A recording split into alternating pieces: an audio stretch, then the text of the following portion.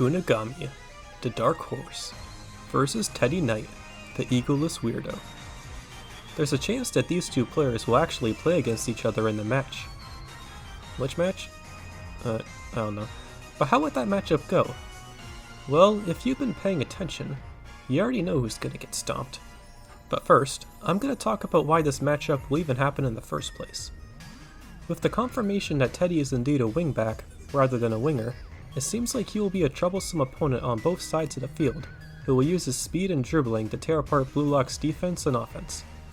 Coupled with the fact that he's probably the only new gen World 11 player on England's U20 team, he'll likely be the team's biggest threat. But since Reen isn't starting the match despite having the potential to be Teddy's biggest counter, who will deal with him in the meantime? That's right, it's Kunigami. And it's easy to explain why. Isagi calls Blue Lock a super dark horse. And who is the dark horse? Also Kunigami.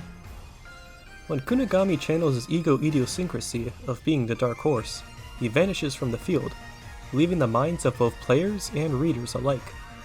This continues indefinitely until he pops out of nowhere, steals the ball, tells everyone not to forget this dark horse, and then does something.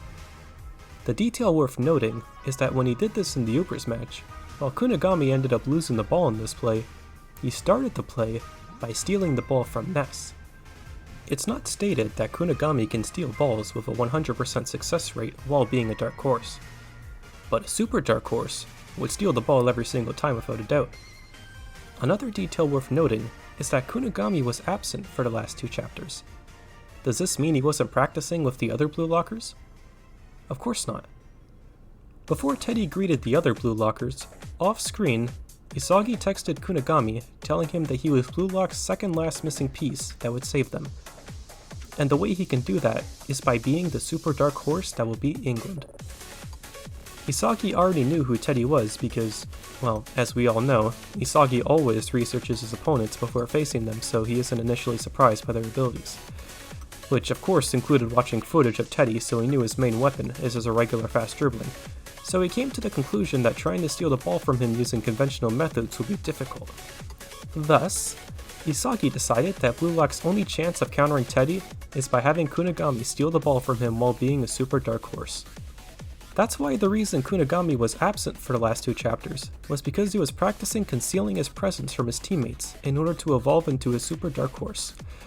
England, or any team for that matter, would be surprised by Japan's super dark horse after seeing it for the first time.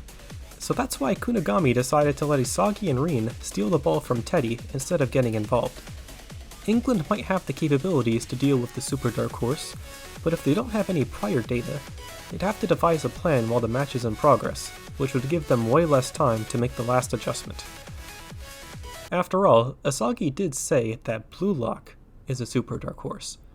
So it could instead mean that Kunigami will teach everyone at Blue Lock the ways of being a dark horse so anyone on the field can deal with him. But I prefer my earlier interpretation, so I'm gonna stick with it.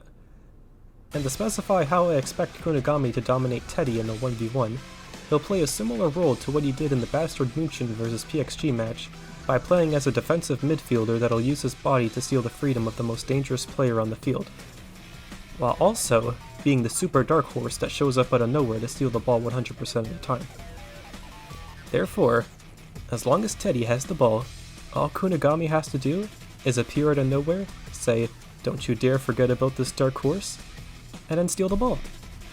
Thanks for watching, don't forget to knight your Teddy, and I'll see y'all next time.